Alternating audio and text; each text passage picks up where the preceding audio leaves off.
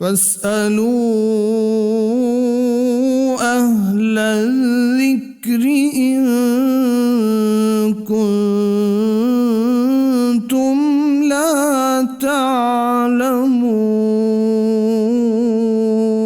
بسم اللہ الرحمن الرحیم، السلام علیکم۔ فتویٰ آن کرنٹ ایشوز کے ساتھ میں ہوں آپ کا میزبان علی امیس، اور آپ دیکھ رہے ہیں پیغام ٹیلی ویژن۔ امید کرتے ہیں آپ جہاں ہوں گے خوش ہوں گے، بخیر وعافیت ہوں گے، اور اپنی زندگی کو بہت ہی اچھے طریقے سے گزارتے ہوں گے۔ حسب معمول پیر و جمعرات کو آپ کی خدمت میں حاضر ہیں، آپ کے شرعی مسائل کا حل لے کر۔ آپ بھی اس پروگرام میں لائیو کالز کے تھرو شریک ہو سکتے ہیں۔ کرنا کیا ہے، پیغام ٹیلی ویژن کی جانب سے دیے گئے UN نمبر پہ آپ نے کال کرنی ہے۔ نمبر آپ نوٹ فرما لیجئے، 04211170000، یعنی 04211170000۔ اس کے علاوہ آپ ہمیں یوٹیوب پہ بھی جوائن کر سکتے ہیں، پیغام ٹی وی لائیو سرچ کیجئے اور کمنٹ سیکشن میں اپنے سوالات لکھیے۔ مفتیان کرام سے انشاءاللہ اس کے جوابات آپ کو مہیا کیے جائیں گے۔ اور ہمارے ساتھ جو شخصیات موجود ہوتی ہیں، ملک کے نامور مفتیان کرام کا پینل موجود ہوتا ہے۔ اسٹوڈیوز میں موجود ہیں جی فضیلت الشیخ مفتی عبدالولی خان حفظہ اللہ تعالی، ہم انہیں خوش آمدید کہتے ہیں۔ مفتی صاحب السلام علیکم۔ وعلیکم السلام ورحمۃ اللہ۔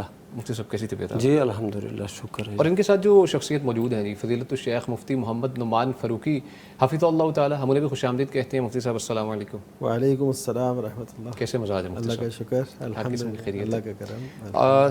ناظرین، جو آج کی ہیڈ لائنز ہیں ان کی جانب بڑھتے ہیں۔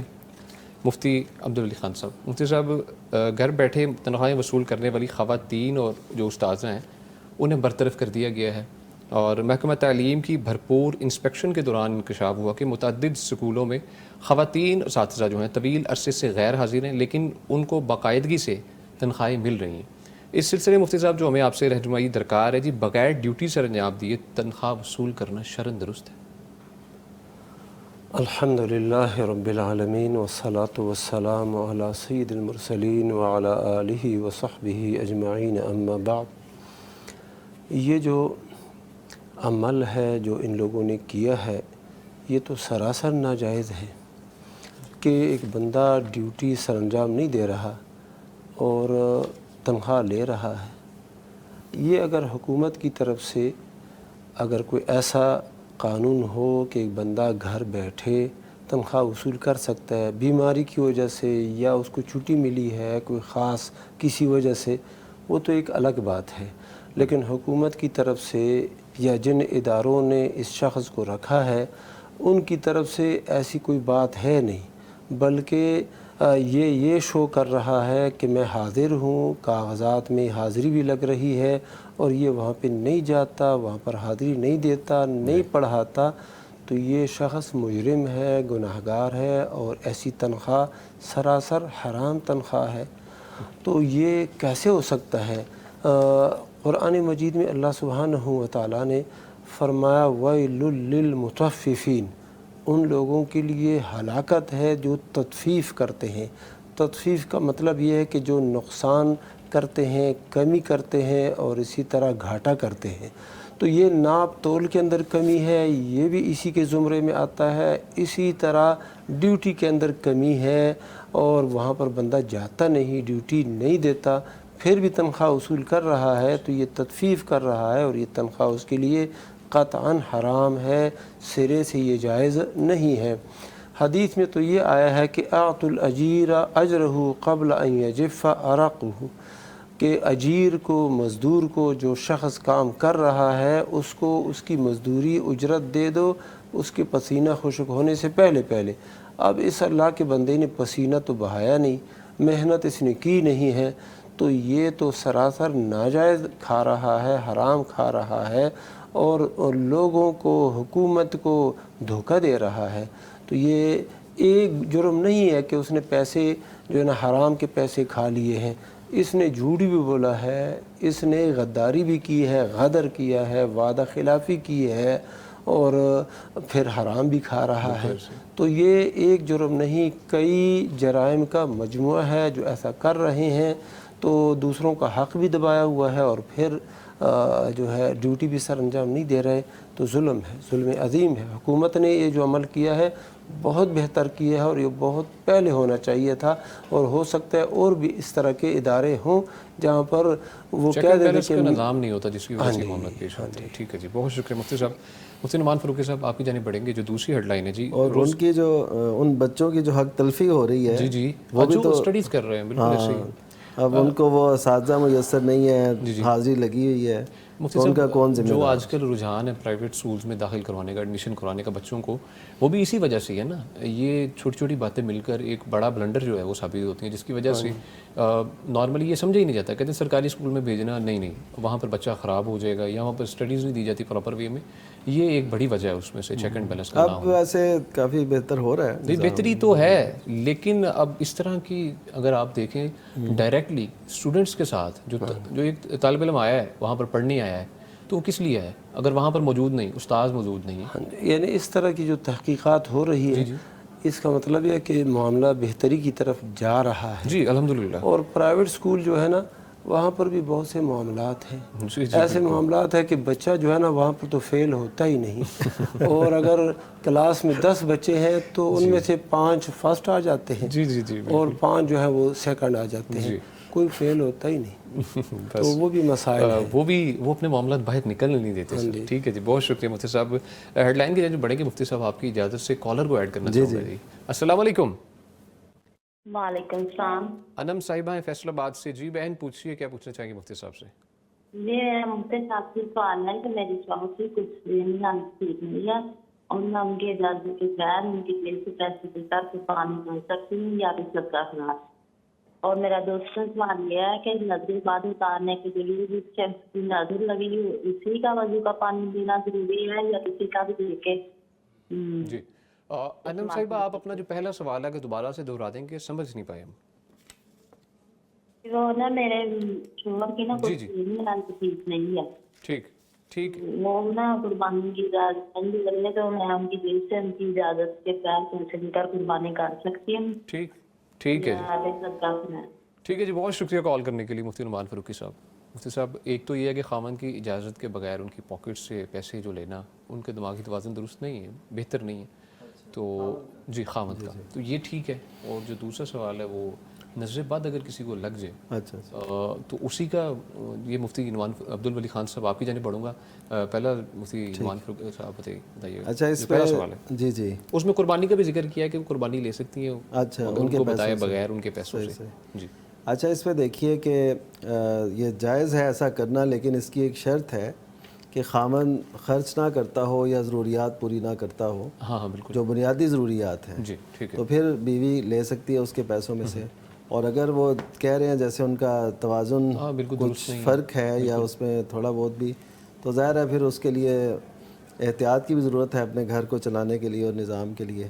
اچھا اس میں جو اس کی بنیادی دلیل ہے وہ یہ ہے کہ حضرت ابو سفیان رضی اللہ تعالیٰ عنہ ان کی اہلیہ ہند، انہوں نے نبی صلی اللہ علیہ وسلم سے یہ عرض کی کہ میرے جو خاوند ہیں مجھے اتنا نہیں دیتے جس سے میرے بچوں کا گزر بسر ہو سکے، تو نبی کریم تو کیا میں چپکے سے کچھ لے لوں ان کے مال میں سے؟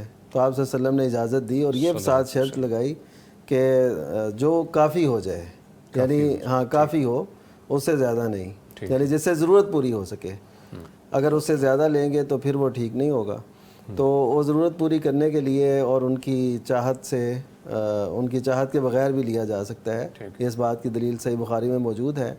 اور جیسا انہوں نے توازن کی بات کی نا، اس سے ذرا مسئلہ تھوڑا اور طرف جاتا ہے، کیونکہ جس کا توازن ذہنی طور پہ خراب ہے یا ایسا، اس کو تو ویسے ہی اختیار پورا جو ہے نا وہ معاملات اپنا جو بھی آتا ہے آمدن وہ کسی ایسے سمجھدار کو جو گھر میں بڑا ہے یا کم از کم بیگم کے سپرد کر دیں تاکہ وہ معاملہ ٹھیک چلے۔ بالکل صحیح ہے، ٹھیک جی مفتی صاحب۔ نظر بد کا انہوں نے سوال کیا کہ نظر بد کا علاج جو ہے کہہ رہے ہیں وضو جو کیا کہتے ہیں دم والا وضو یا پانی جو بھی طریقہ کا استعمال کیا جاتا ہے وہ جس کی نظر بد لگی ہے اسی کا ہی ہونا چاہیے، اور سیکنڈلی اگر اسی کا ہونا چاہیے تو پتہ کیسے لگے گا فلاں فلاں بندے کی نظر لگی؟ جی پہلی تو جیسے شیخ صاحب نے فرمایا نا کہ جب بنیادی اخراجات کے سلسلے میں خاوند کوتاہی کرتا ہو تو اس کے علم میں لائے بغیر عورت اس کی جیب سے اس کے ذخیرے سے کچھ پیسے لے سکتی ہے، وہ جیسا کہ انہوں نے بتا دیا کہ صحیح بخاری کی حدیث ہے، اس وقت ابو سفیان رضی اللہ عنہ تھوڑے سخت تھے،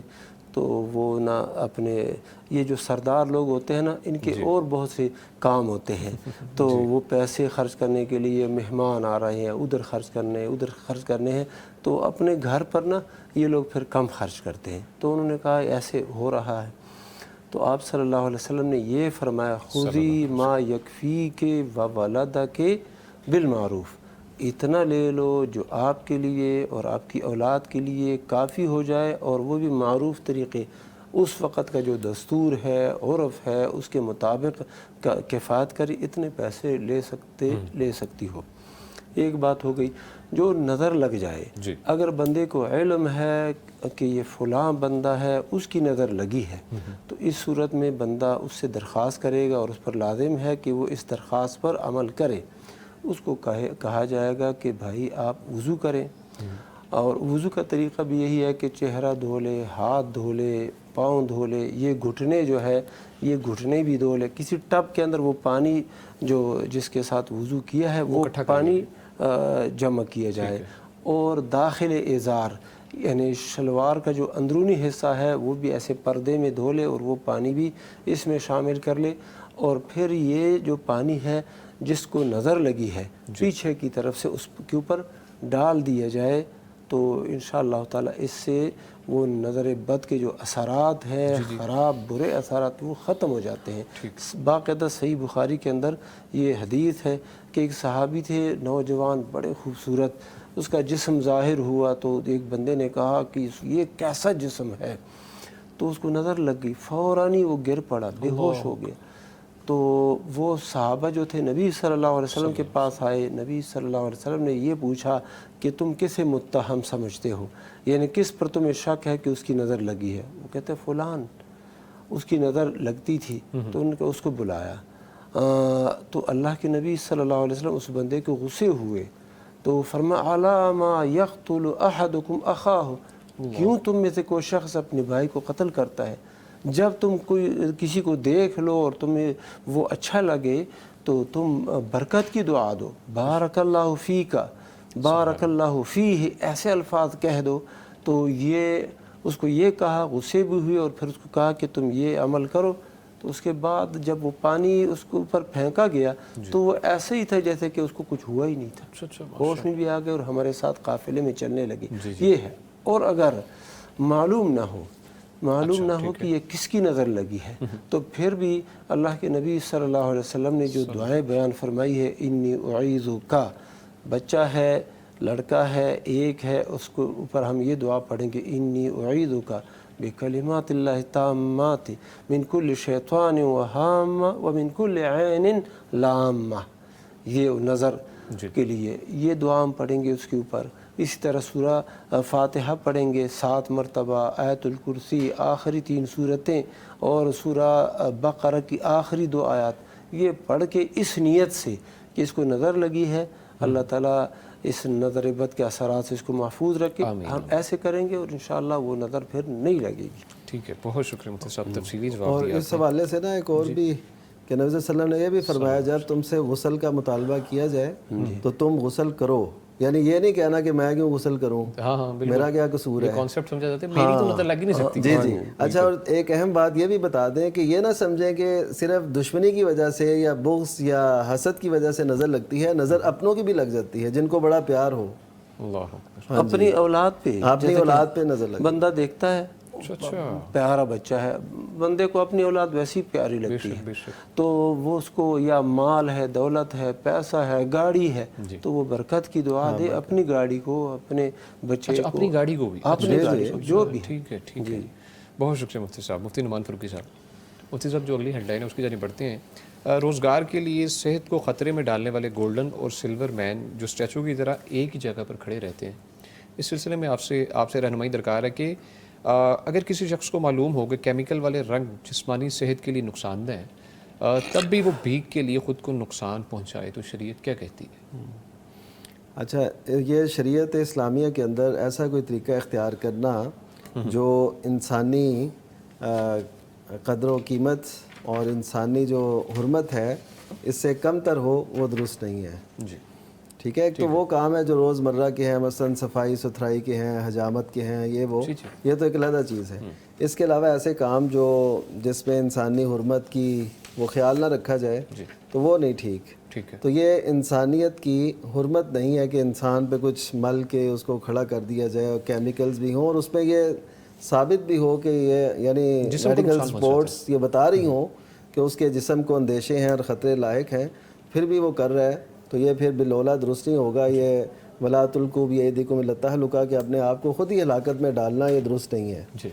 نبی کریم صلی اللہ علیہ وسلم کا اس بارے میں واضح ارشاد گرامی موجود ہے. آپ نے فرمایا فاتقوا اللہ واجملوا فی الطلب کہ اللہ سے ڈر جاؤ اور طلب میں آسان طریقہ اختیار کرو. اس اجمال کا مطلب یہ ہے کہ میانہ روی ہو اور اس میں انسانیت کے درجے سے نیچے بھی نہیں اترنا. پھر یہ ہے کہ 24 گھنٹے اسی میں لگا رہے انسان کہ بس مجھے انکم آتی جائے، ارننگ ہوتی جائے اور میں بس بڑا مالدار بن جاؤں. اسی طرح پھر یہ سوچیں آتی ہیں نا میں کیسے کما سکتا ہوں، مجھے یہ نہیں مل رہا تو ایسے کر لوں. تو یہ چیزیں محل نظر ہیں. پھر آپ صلی اللہ علیہ وسلم نے پھر فرمایا کہ ایک یقین دہانی کرائی فَإِنَّ نَفْسًا لَن تَمُوتَ حَتَّى تَسْتَكْمِلَ رِزْقَهَا وَأَجَلَهَا.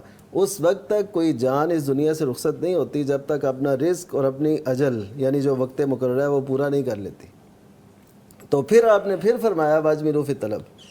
اور پھر دوسری حدیث میں یہ الفاظ بھی ہیں کہ وہ کل میسر لما خلق لہ منہا کہ ہر ایک کو وہی ملتا ہے جو اس دنیا میں اس کا نصیب لکھا گیا ہے. بتانے کا کیا مقصد ہے؟ یہ یقین دلایا گیا کہ تمہارا جو اس دنیا سے تمہارا نصیب ہے نا تمہیں مل کے رہے گا. تم نے طریقے اچھے اختیار کرنے اور اپنے آپ کو گھلانا نہیں ہے اس دنیا کے پیچھے، یعنی بالکل اپنے آپ کو ختم کر کے اور اپنی خودداری، عزت نفس ان کو پامال کر کے یہ سب کچھ کیا جائے. اسی طرح ایک تو یہ صورت ہے اور اسی طرح اس سے ملتی جلتی صورت وہ ہوتی ہے کہ لوگ مختلف کارٹون کے وہ پہن کے نا لباس وہ کھڑے ہو جاتے ہیں اور پھر ہنساتے ہیں، یہ کرتے ہیں وہ کرتے ہیں. تو یہ بھی اسی میں آتا ہے، یعنی بعض اوقات وہ کتے کی وہ شیپ میں وہ اپنے آپ کو ڈھال لیتے ہیں، کبھی بلی کی کبھی کس میں. تو یہ چیزیں انسانیت کے تکریم کے خلاف ہیں.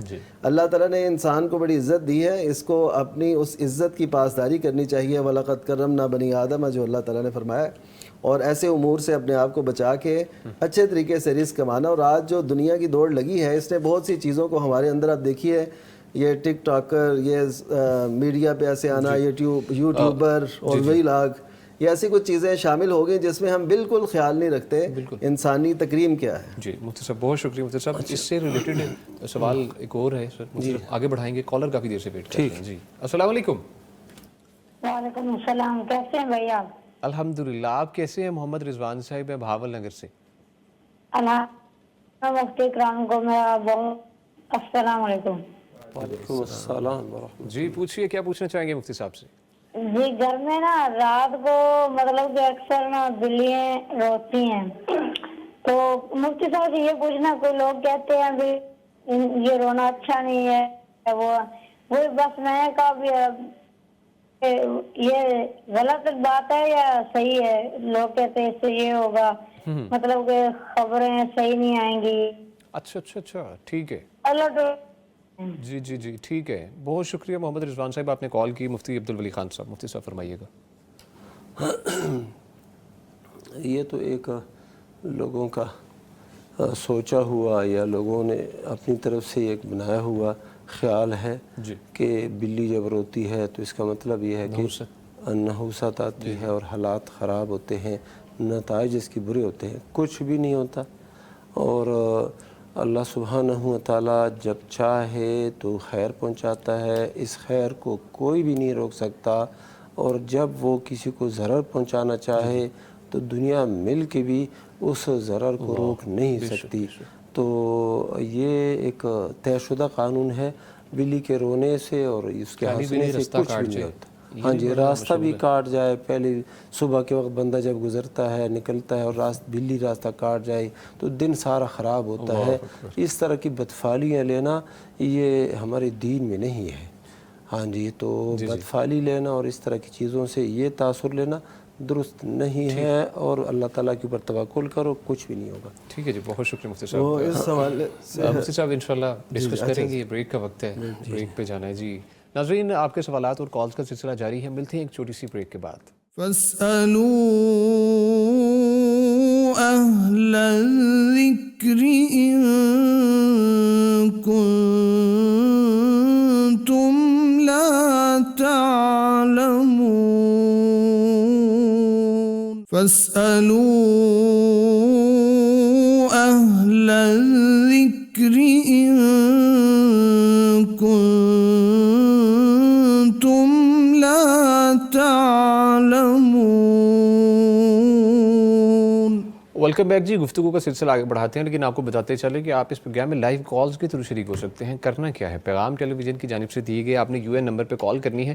نمبر آپ کی اسکرینز پر بھی اس پہ چل رہا ہے، اور نمبر نوٹ فرما لیجیے 0421117000 یعنی 04211170000. اس کے علاوہ آپ ہمیں یوٹیوب پہ بھی جوائن کر سکتے ہیں اور اپنے سوالات جو ہیں کمنٹ سیکشن میں کیجیے. مفتیان کرام سے ان کے جوابات آپ کو انشاءاللہ مہیا کیے جائیں گے. مفتی عبدالولی خان صاحب، مفتی صاحب جو ہمیں ریسیو ہوئے ہیں سوالات یوٹیوب پہ، ان کی جانب بڑھتے ہیں جی. مشا خان نام کی ID ہے جی، لکھتی ہیں السلام علیکم سر، میرا سوال ہے کہ جو پیریڈز کی قضا نمازیں ہوتی ہیں ان کو ادا کرنے کا طریقہ بتا دیں. پیریڈز یعنی دوران حیض جو نمازیں جی قضا ہو جاتی ہے تو ان کی قضا تو ہے ہی نہیں. اچھا.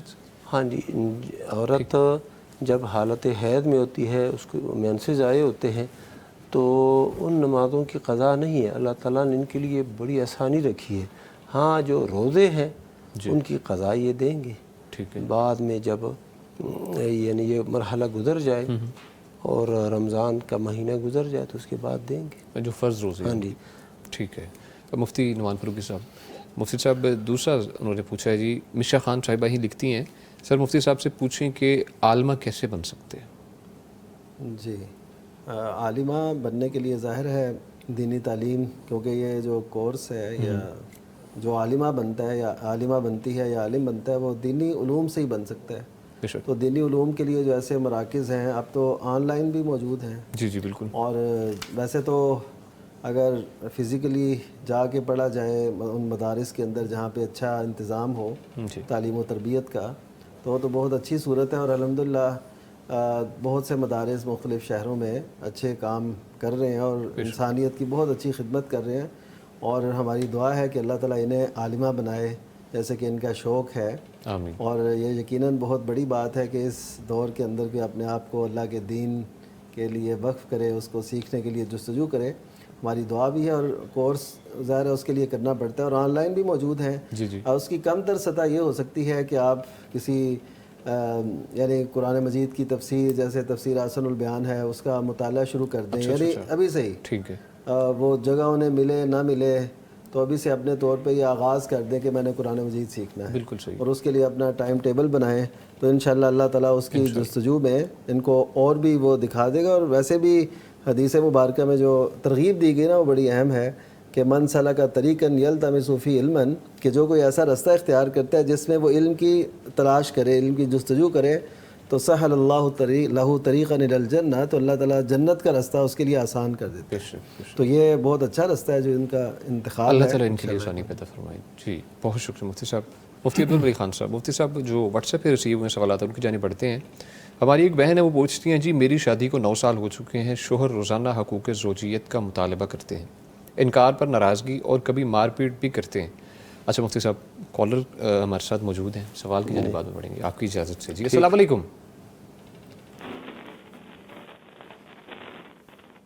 السلام علیکم متی اللہ صاحب، میں بکر سے. وعلیکم السلام. جی کیسے ہیں جی آپ؟ اللہ کا شکر ہے.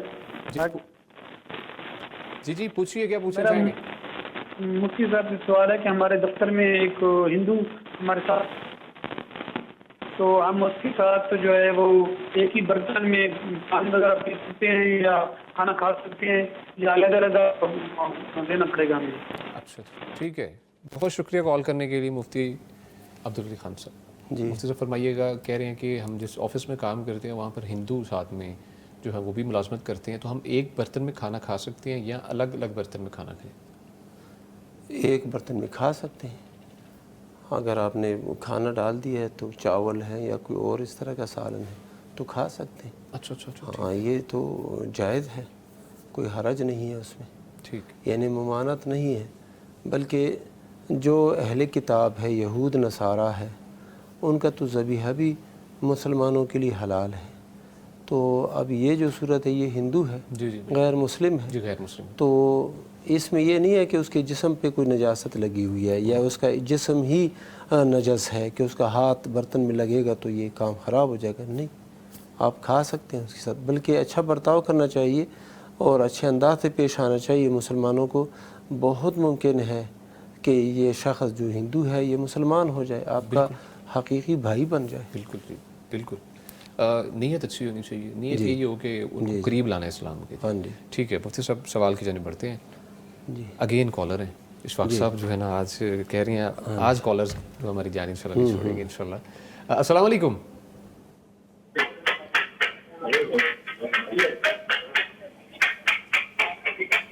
السلام علیکم، رانا اسلم صاحب سیالکوٹ سے. جی السلام علیکم. جی وعلیکم السلام، رانا اسلم صاحب سیالکوٹ سے، کیسے ہیں جی آپ؟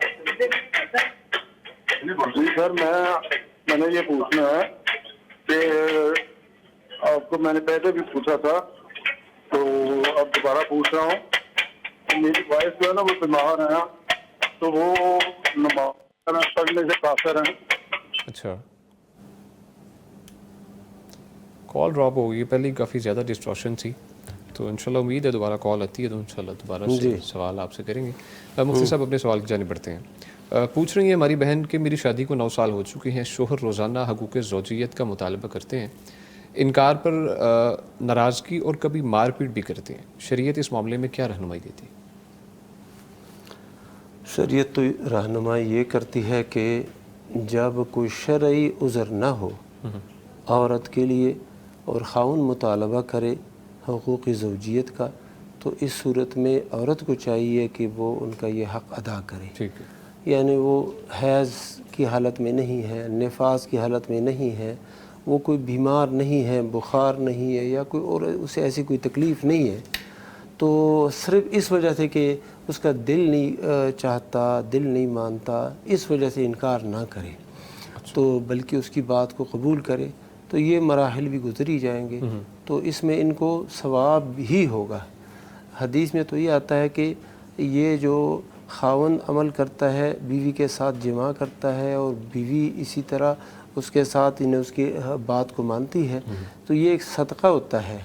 یعنی یہ خاوند کی طرف سے، اور اسی طرح جب بیوی بھی اسی پہ راضی ہے تو یہ ایک دوسرے کے ساتھ تعاون ہے اور نیکی والا تعاون ہے اور صدقہ ہے، خیرات ہے، نیکی ہے جو یہ کر رہے ہیں.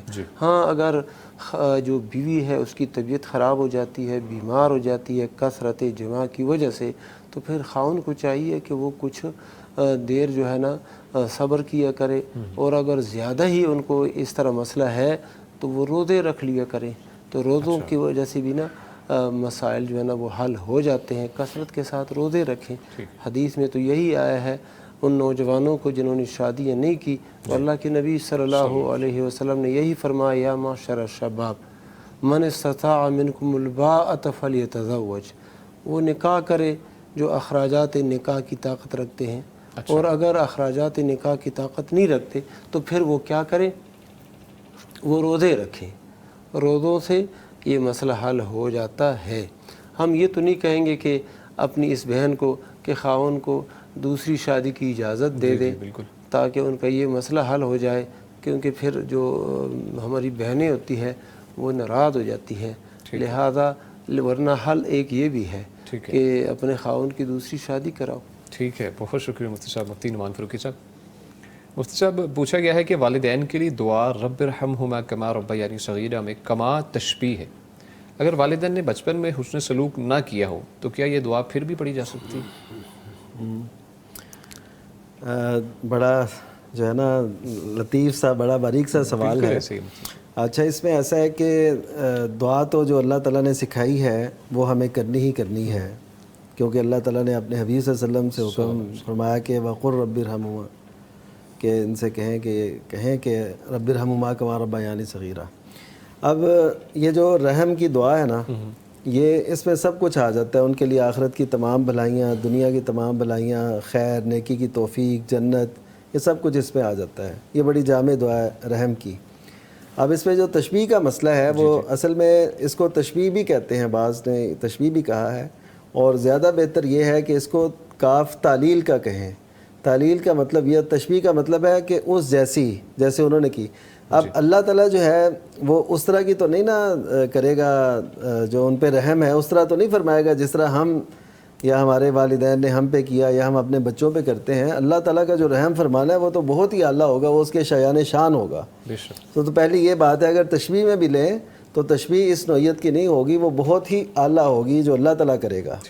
ٹھیک ہے، جیسے درود شریف میں ہم کہتے ہیں کما صلی تعالیٰ ابراہیم و علی آل ابراہیم، کہ جیسے تو نے رحمت بھیجی ابراہیم اور آل ابراہیم پر، تو اس طرح نبی صلی اللہ علیہ وسلم پر بھی بھیج۔ اب یہ تشبیہ جو ہے نا، یہ اللہ تعالیٰ سے جب کہی جائے تو اس کا مطلب یہ نہیں ہوتا اس جیسی، وہ اللہ تعالیٰ اپنے شایان شان دینے پہ قادر ہے، وہ رحمت کرے گا تو اپنے شایان شان کرے گا۔ دوسرا جو اس کو تعلیل کا میں کہہ رہا ہوں، اس کا مطلب یہ ہے کہ یہ کاف ہے تعلیل کے لیے، یعنی علت بتانے کے لیے آتا ہے کہ انہوں نے میری تربیت کی، مجھے پالا، مجھے پوسا اور مجھے پروان چڑھایا، تو اس کے نتیجے میں یا اس وجہ سے تو بھی ان پہ رحم فرما۔ انہوں نے میرا یہ حق ادا کیا ہے، تو ان کو اپنے رحمت کی آغوش میں لے لے، رحمت میں لے لے تو اسے۔ تو یہ اصل میں اس دعا کا یہ مطلب ہے۔ تو اس وجہ سے تشبیہ اس کو نہ بھی کہیں تو یہ تعلیل کے لیے بھی ہے، اور یہ ٹھیک ہے بالکل ایسے، اور اس کی مثالیں اور بھی موجود ہیں قرآن مجید میں کہ کاف جو ہے نا وہ تعلیل کے لیے بھی آتا ہے۔ تعلیل کا مطلب ہوتا ہے کہ وجہ بیان کرنے کے لیے کہ اس وجہ سے ایسے ہوا۔ اچھا ٹھیک ہے جی۔ اچھا، سوال تو اس بنیاد پر کیا جا رہا ہے کہ ہاں اگر والدین نے اس طرح تربیت نہیں کی ہے، اچھی تربیت نہیں کی ہے، تو پھر بھی بچہ جو ہے یہ دعا مانگے گا کہ نہیں مانگے گا؟ مانگے گا۔ بچے کی تربیت کی ہے، والدہ نے اس کو بڑا کیا ہے، پیدا کیا ہے، پھر اس کی تربیت کی ہے، اسے دودھ پلایا ہے، تو یہ تربیت نہیں ہے کیا؟ تربیت کا مطلب یہ ہے کہ اس نے اچھے اسکول میں مجھے نہیں ڈالا اور پھر میرے لیے بیٹ بال نہیں خرید کے دیا، یہ کیا؟ نہیں، تربیت یہ شروع ہی سے، جیسے تو ماں کے پیٹ میں تھا تو تیری تربیت شروع ہو گئی تھی، پھر جب تو پیدا ہو گیا تو یہی باپ تجھے ڈاکٹر کے پاس لے کے جاتا رہا، تیرا علاج کرتا رہا۔ تو یہ ایسے کہنا ہی غلط ہے کہ بندہ یہ کہے کہ میرے باپ نے نا میرے ساتھ اچھا نہیں کیا تھا۔ باہر صورت شیخ صاحب نے فرما دیا ہے کہ تشبیہ کے لیے ہو، تعلیل کے لیے ہو، دونوں صورتوں میں ماں باپ کے لیے یہ دعائیں ہونی چاہیے۔ ٹھیک ہے، بہت شکریہ مفتی صاحب۔ کالر کی جاری بڑھتے ہیں جی۔ السلام علیکم،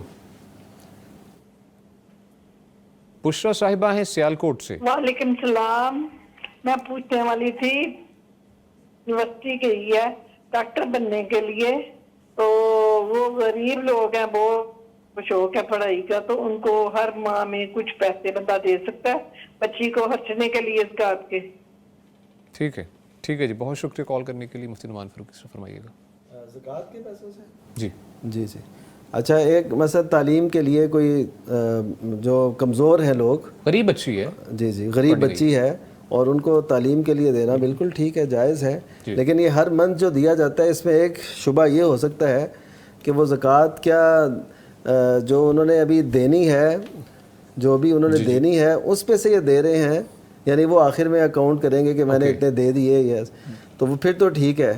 اگر پچھلی ان کی زکوٰۃ رہتی ہے تو اس کو اگر سال بھر دیتے رہیں گے تو پھر یہ سلسلہ ٹھیک نہیں ہے، یعنی زکوٰۃ کو تقدیم یعنی پہلے دے سکتے ہیں، مؤخر کر کے نہیں دے سکتے۔ ہاں، یعنی اس کو چاہیے کہ پہلے ہی دے، اگر زکوٰۃ ان کے ذمہ ہے تو سارا دے دے ان کو، ٹھیک ہے، وہ خود جس طرح استعمال کریں وہ اس طرح ٹھیک ہے۔ تو بہرحال یہ تعلیم کے لیے دینا یہ تو بڑی اچھی بات ہے۔ تو زکوٰۃ ہم انشاءاللہ وہ ہماری کاؤنٹ ہوگی زکوٰۃ کے طور پر، یعنی جب وہ ہے غریب، جی بالکل غریب ہے، غریب میڈیکل کی اسٹوڈنٹ ہے، تعلیم پہ خرچ کرے، اپنے کھانے کی پہ خرچ کریں، ہمیں اس سے غرض نہیں ہے، بس غریب ہے تو دے سکتے۔ یہ چیک اینڈ بیلنس ختم ہے کہ اگر غریب ہیں جسٹ اس لیے کہ یار اس کو دے دیں۔ ہاں ٹھیک ہے، بہت شکریہ مفتی صاحب۔ مفتی عبدالولی خان صاحب، مفتی صاحب آپ کی جانب بڑھتے ہیں۔ پوچھا گیا ہے کہ رات جنابت کی حالت میں نیند آئی اور صبح حیض شروع ہو گیا، تو کیا جنابت کا غسل لازم ہے یا نہیں؟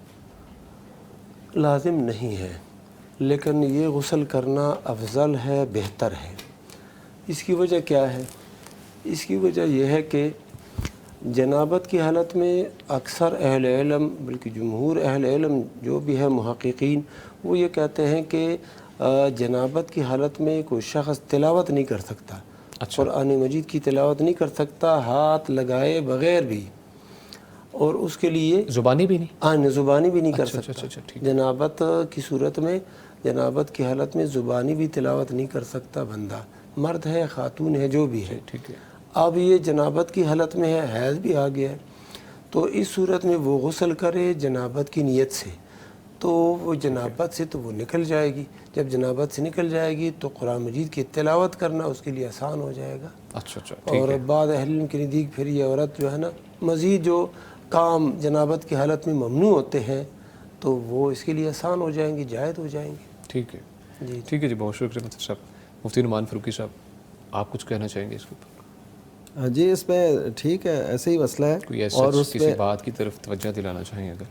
ہاں جی، اس میں ایسا ہے کہ یہ اپنے پہ ڈیپینڈ بھی کرتا ہے نا۔ بعض اوقات عورت اس حالت میں جب ہوتی ہے، اس کا نہانے کا یا ایسا تو دل نہیں کر رہا ہوتا ہے ایسا کچھ، اگر کوئی طبیعت کا مسئلہ ہو ان کیس ضروری نہیں ہے۔ ہاں جی، وہی وہ شیخ صاحب نے بتا دیا نا کہ ضروری نہیں ہے، تو اگر ایسی کوئی حالت ہو تو ٹھیک ہے، کیونکہ اصل جو غسل ہے وہ ہے نماز پڑھنے کے لیے ہے، نماز پڑھنے کے لیے، تو جب اس سے نماز پڑھنی نہیں ہے تو پھر ایسے بھی ہو جائے تو کوئی ٹھیک ہے۔ بہت شکریہ مفتی صاحب۔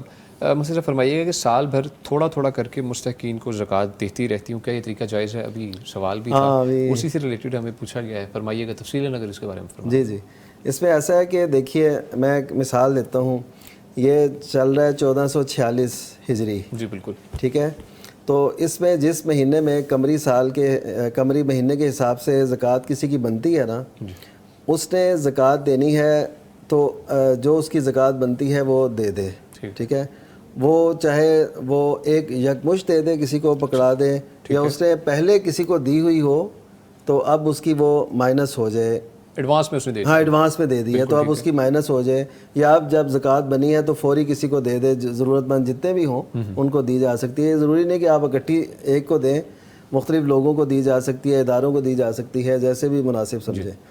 اچھا، جو اس کو مؤخر کر کے دینا ہے نا، ہم سے یہ بھی سوال ہوتا ہے، اور یہ اسی نوعیت کا سوال ہے کہ مثلا ایک بندہ ہے، وہ کسی کی وہ کرتا ہے راشن کا اسے دیتا ہے ہر مہینے، یا اسے کوئی خرچ دیتا ہے، جیسے ابھی ایک سوال بھی ہوا اس حوالے سے، تو لوگ ایسے کرتے ہیں کہ زکوٰۃ ان کی مثلا 1446 سال کی بنی تو وہ انہوں نے نہیں دی، اس کو پھر انہوں نے اپنے پورے اگلے سال پہ اس کو تقسیم کر لیا کہ ہر مہینے ہم اتنے اتنے دیتے رہیں گے تو 1447 میں ہماری زکوٰۃ پوری ہو جائے گی، گزشتہ سال کی جو اپ کمنگ ایئر ہے اس کے لیے ہاں، تو یہ ٹھیک نہیں ہے، ٹھیک ہے، یعنی تقدیم کر سکتے ہیں، تاخیر نہیں کر سکتے، لیکن جو گزر چکا اس کو نہیں، ٹھیک ہے، بہت پینڈنگ نہیں ہو سکتی، ایڈوانس ہو سکتی، ٹھیک ہے، بہت شکریہ مفتی صاحب۔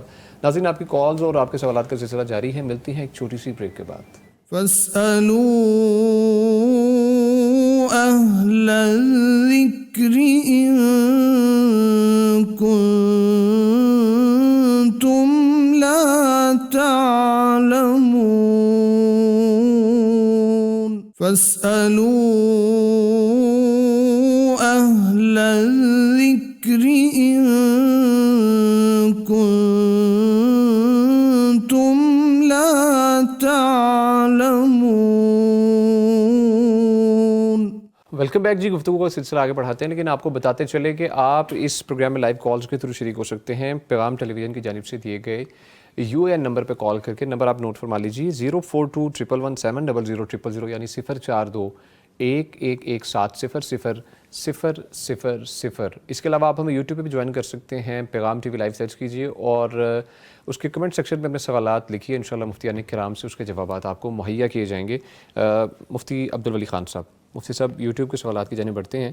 مشرا خان صاحبہ پوچھتی ہیں جی، سر سورج نکلنے کے کتنی دیر بعد نماز پڑھ سکتے ہیں؟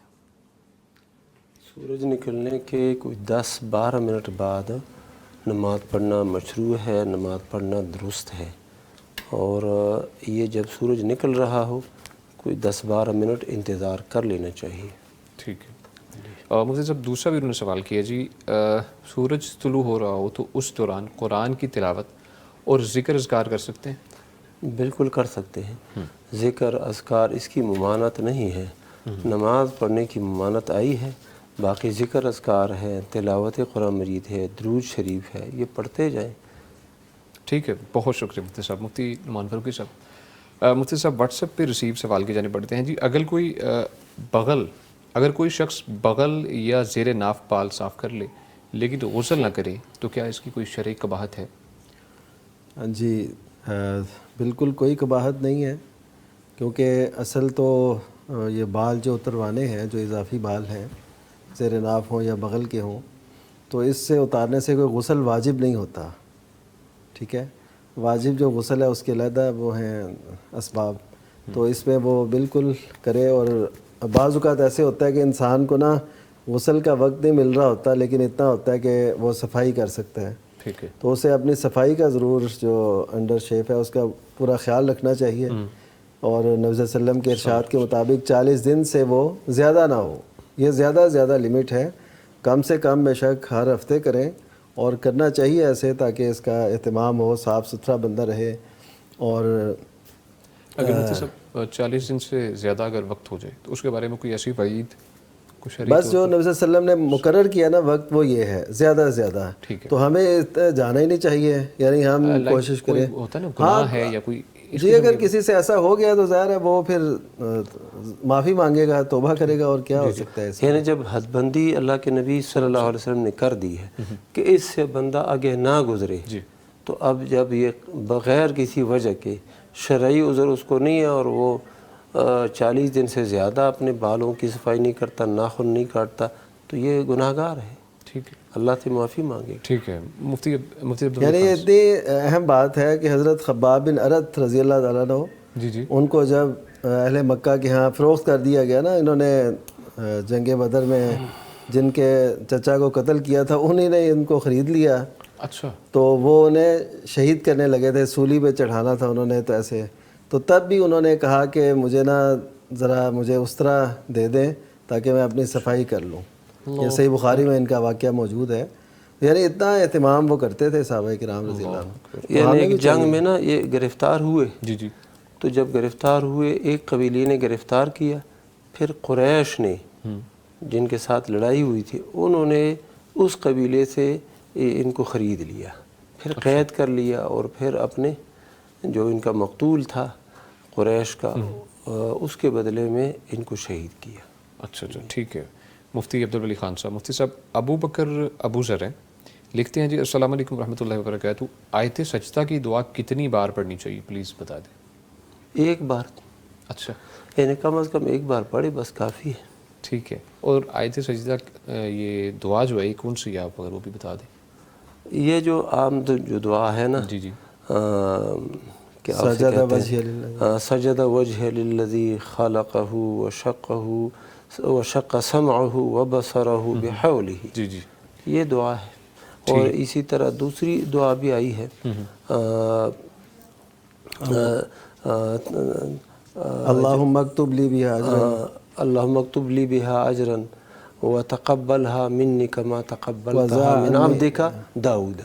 یہ جو ہے نا دعاؤں کی جو کتابیں ہیں اس کے اندر یہ موجود ہے، اور اگر وہ بھی یاد نہ ہو تو یہی عام جو دعا ہے نا سبحان ربی الاعلیٰ، اچھا یہ بھی پڑھ سکتے ہیں؟ یہ بھی پڑھ سکتے ہیں۔ ٹھیک ہے، بہت شکریہ مفتی صاحب۔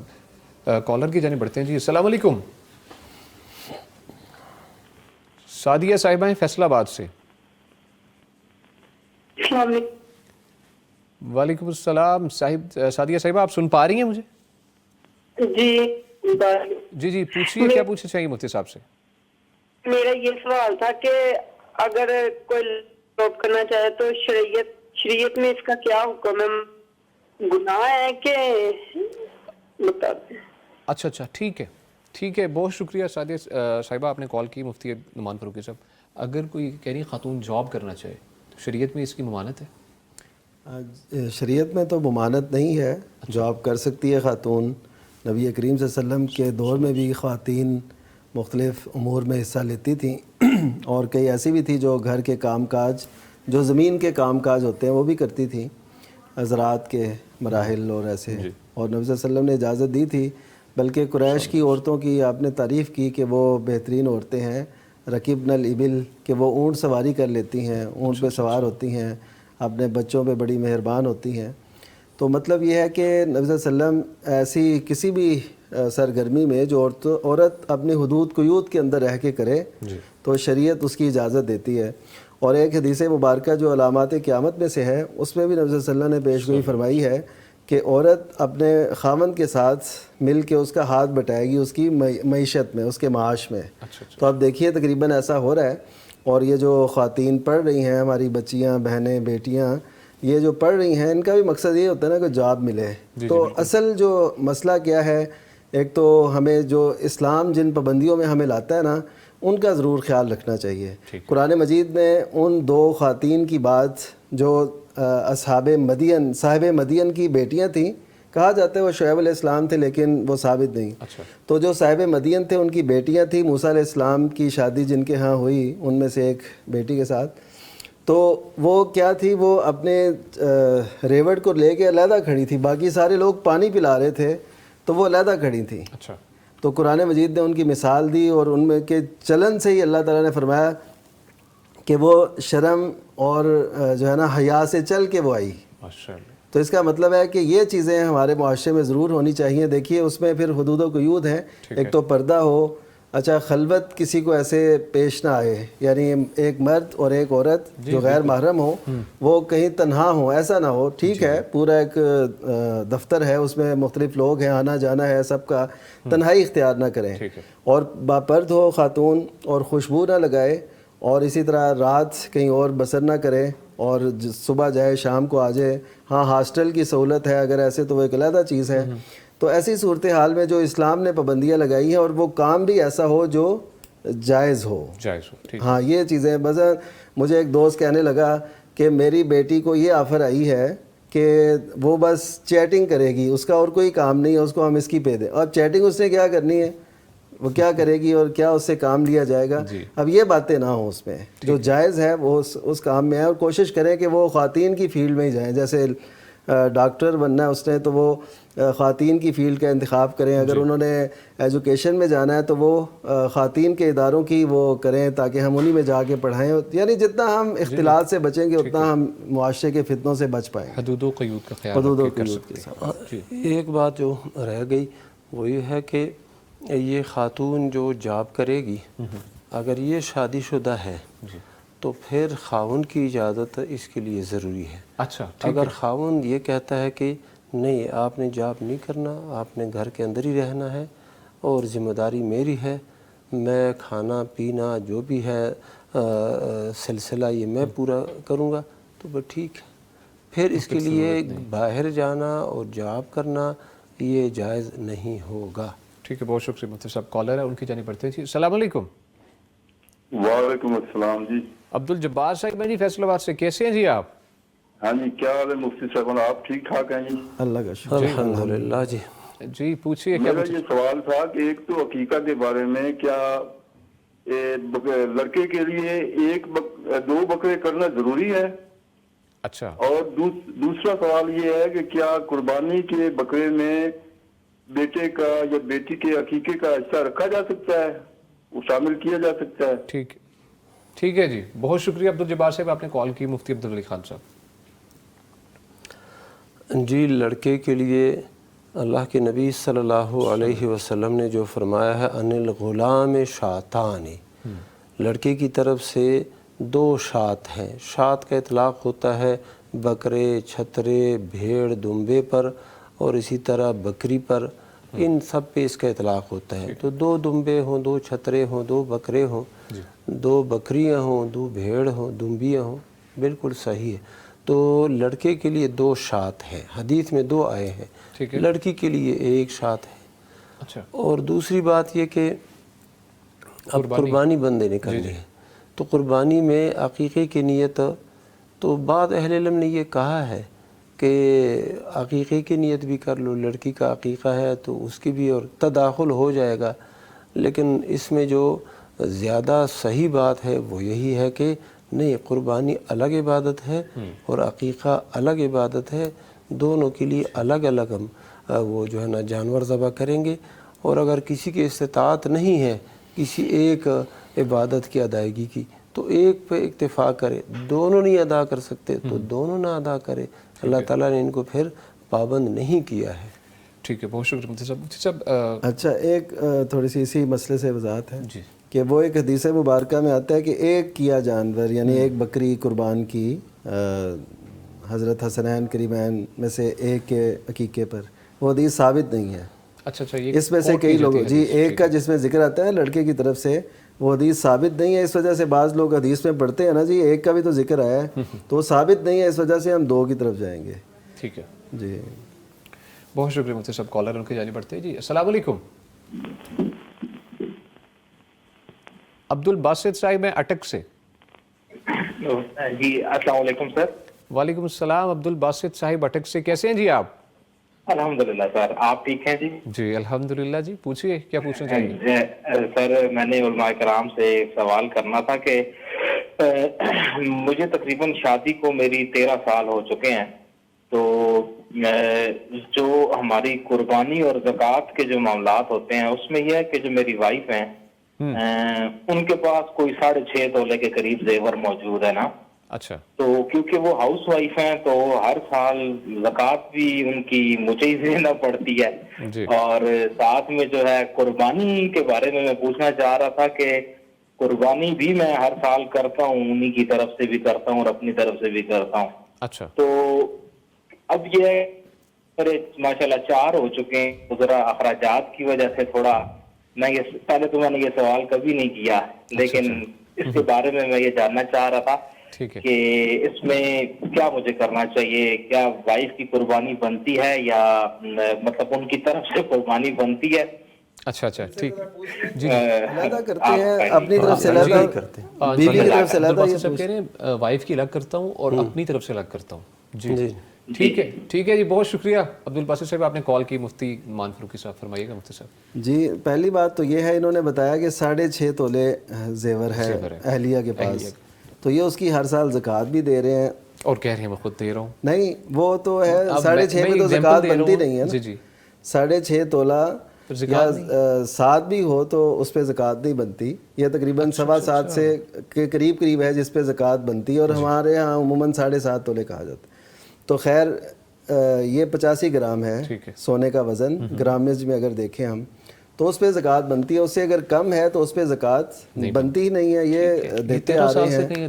ہاں تو پہلی تو یہ بات سمجھنے کی ہے، اللہ قبول کرے۔ ہاں اللہ قبول کرے، ہاں یہ کوئی انہوں نے جرم نہیں کیا، اللہ قبول کرے۔ اور ویسے بھی وہ جو اگر مالک چاہے، کسی بھی ملکیت کا مالک وہ دینا چاہے تو دے سکتا ہے، اس میں تو کوئی حرج نہیں ہے، دینے میں کوئی حرج نہیں ہے، اور اس طرح کی مثالیں موجود ہیں حدیث مبارکہ میں، وہ تفصیل طرف۔ اور دوسری جو بات ہے ان کی اس حوالے سے قربانی کے حوالے سے، قربانی دیکھیے جب گھر کا ایک فرد ادا کر لیتا ہے نا جو ذمہ دار ہے، تو وہ پورے گھر کی طرف سے ہوتی ہے، یہ بھی حدیث میں وضاحت موجود ہے، وہ پورے گھر کی طرف سے ہوگی۔ اب ہر ایک کو علیحدہ علیحدہ نہیں کرنی، صحابہ کرام رضی اللہ عنہم ایک کرتے تھے، وہ پورے گھر کی طرف سے کفایت کرتی تھی۔